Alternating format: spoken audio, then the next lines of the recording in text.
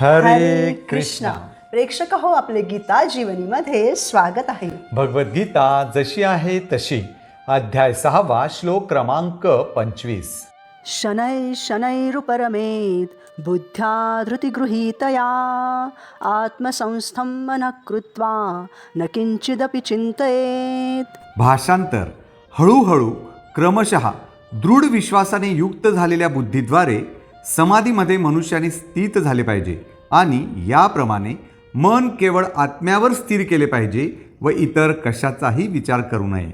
तर प्रेक्षक हो, मागील श्लोकांमध्ये आपण दृढ निश्चयानं आणि श्रद्धेनं भक्ती मार्गावर स्थित होऊन कशा प्रकारे मन आणि इंद्रियांना संयमित करता येतं हे पाहिलं. त्यांना इतर कशाचाही विचार न करता कशा प्रकारे केवळ परमात्म्यावर स्थिर करावे हे आता पाहू. तर प्रेक्षक हो, भक्तिपथावर आनंदही आहे, यशही आहे आणि भगवत प्राप्तीही आहे. परंतु आपण कितीही दृढ निश्चयानं श्रद्धेनं या मार्गावर चालत राहिलो तरीही ध्येय मात्र खूपच दूर आहे. म्हणून आपल्याला या भक्ती मार्गावर चालत राहण्यासाठी धैर्याची नितांत आवश्यकता आहे.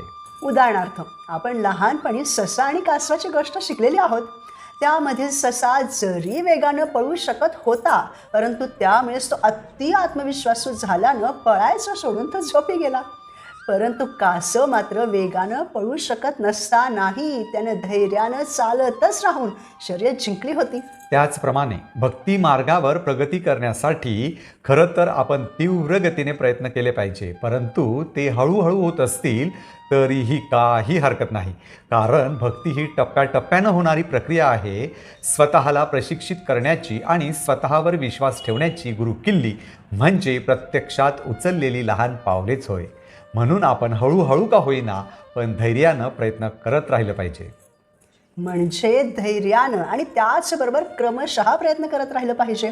घाई गडबड करायची नाही, तर एक एक सर पार करत करत आपण भक्ती मार्गावर प्रगत राहायचं आहे. उदाहरणार्थ, एखादा डेंग्यूचा रुग्ण असेल तर त्याचे प्लेटलेट्स कमी झालेले असतात, बरोबर.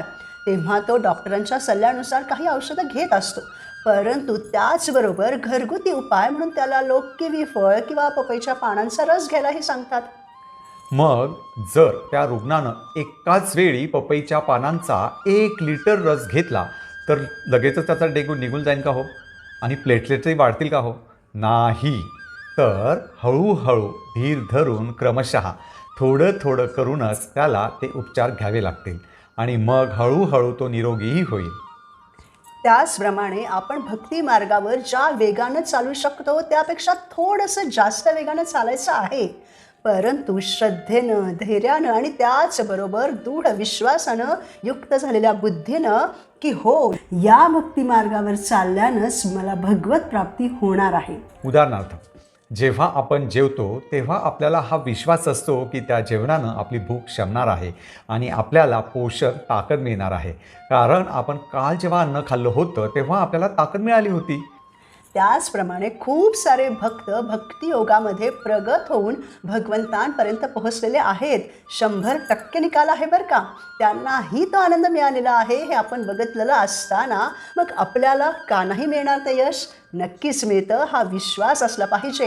कारण भगवंत कधीही कोणामध्ये भेदभाव करत नाहीत.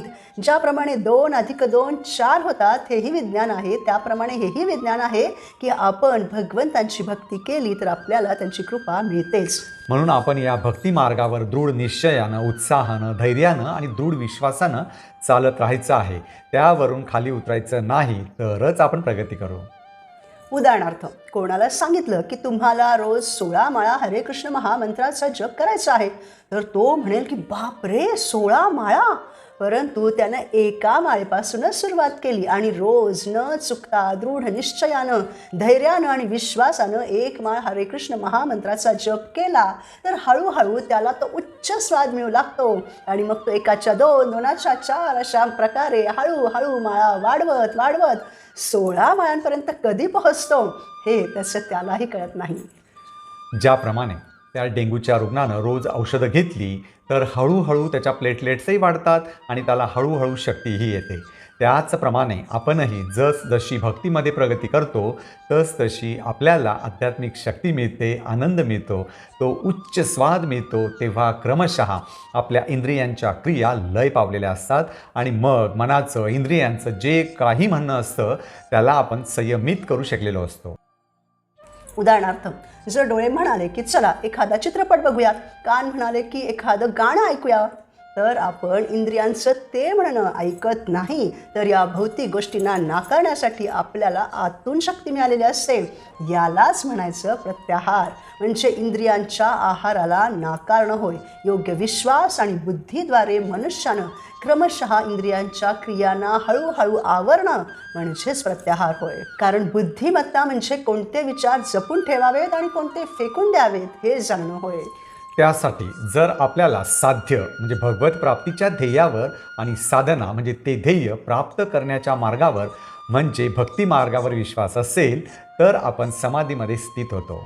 त्यासाठी आपण सतत भगवंतांबद्दल तसेच भक्ती मार्गावर चालून यश मिळवलेल्या भक्तांबद्दल कसे ते भगवतधामी परतले याबद्दल श्रवण केलं पाहिजे. जेव्हा आपण हे प्रामाणिक गुरूंकडून श्रवण करू तेव्हा त्या गुरूंच्या हृदयामध्ये या भक्ती योगाबद्दल जो विश्वास आहे तो विश्वास आपल्या हृदयामध्येही प्रकाशित होईल. त्यासाठी वेगळा मार्ग नाही. म्हणून आपण ज्यांना साधना आणि साध्य यावर विश्वास आहे अशा साक्षात्कारी प्रामाणिक गुरूंकडून भगवंतांबद्दल आणि भगवंतांच्या भक्तांबद्दल श्रवण केलं पाहिजे. त्यानं आपणही दृढ निश्चयानं, दृढ विश्वासानं भक्ती करू शकू. कारण जेव्हा कोणी मनुष्य भगवंतांची भक्ती करू लागतो त्या सुरुवातीच्या काळात भक्तीमध्ये प्रगती करण्यासाठी प्रयत्न करतो, तेव्हा तो त्याची सर्व इंद्रिय विषयांपासून आवरून निश्चितपणे भगवंतांच्या सेवेमध्ये नियुक्त करतो. परंतु जेव्हा कोणी कृत्रिमरित्या त्याची इंद्रिय निग्रह करण्याचा प्रयत्न करतो तेव्हा जर काही काळासाठी त्यानं त्याच्या इंद्रियांना मोकळं सोडलं तर ती इंद्रिये पुन्हा इंद्रिय विषयांच्या मागे निश्चितपणे लागतात. म्हणून हठयोग किंवा अष्टांग योग धोकादायक आहे. ही कृत्रिम पद्धत झाली. उदाहरणार्थ, ज्याप्रमाणे पालक लहान मुलांना काहीतरी समजावून सांगतात, सारखं सांगतात, समजावून सांगतात, ओरडूनही सांगतात, परंतु ती मुलं जर पालकांचं म्हणणं ऐकतच नसतील तर मग पालक त्यांना शिक्षाही देतात. परंतु शिक्षा थोडी सैल झाली की ती मुलं पुन्हा पहिल्यासारखी त्रासही देऊ शकतात.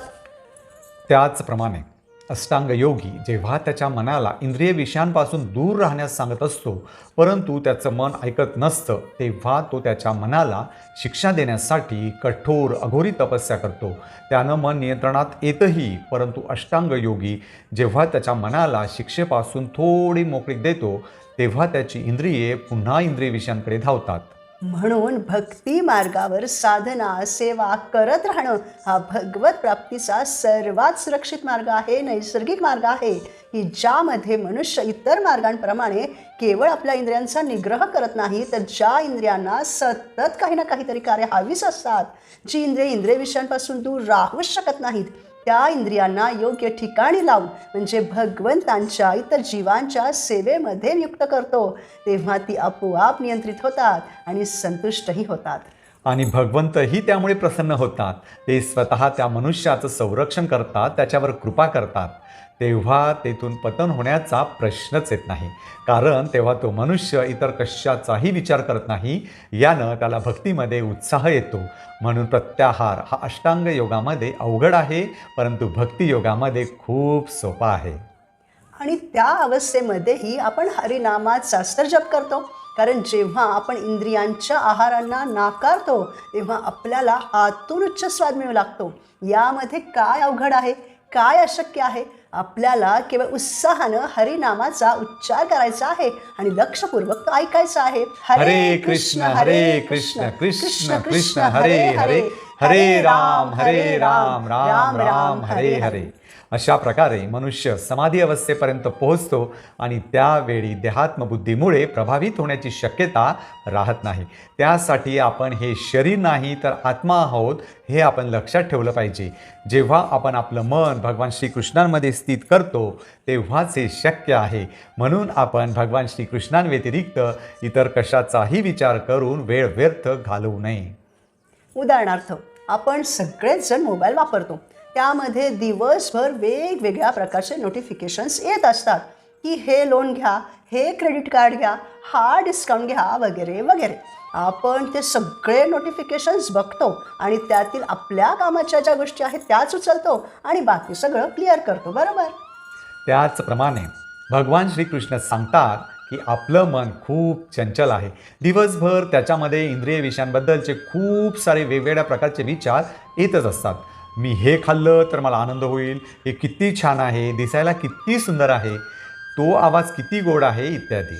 अशा गोष्टींवर जेव्हा आपण विचार करतो तेव्हा आपला खूप वेळ व्यर्थ जातो.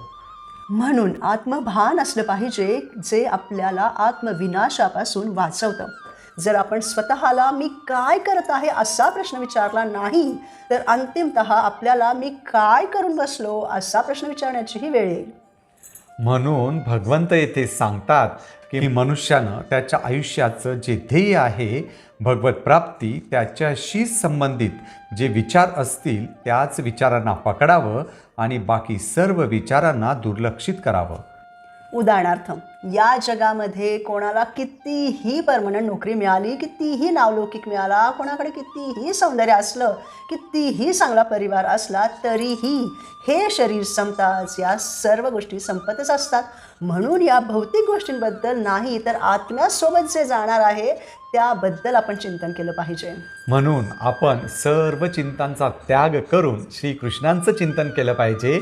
भगवंतांशिवाय इतर कशाचाही विचार करू नये. म्हणून प्रेक्षक हो, जीवनात आनंदी राहण्यासाठी आपण योग्य विश्वास आणि बुद्धीद्वारे क्रमशः इंद्रियांच्या भौतिक क्रियांचा लय केला पाहिजे आणि भगवान श्रीकृष्णांच्या आनंदाव्यतिरिक्त इतर कोणत्याही आनंदाचा त्याग केला पाहिजे. पुढील भागात आपण भगवद्गीतेच्या 6व्या अध्यायातील पुढील श्लोकांवर मनन करू. कृष्ण भावनेचं आचरण करूयात, समाधिस्थ होऊयात. धन्यवाद. हरे कृष्णा.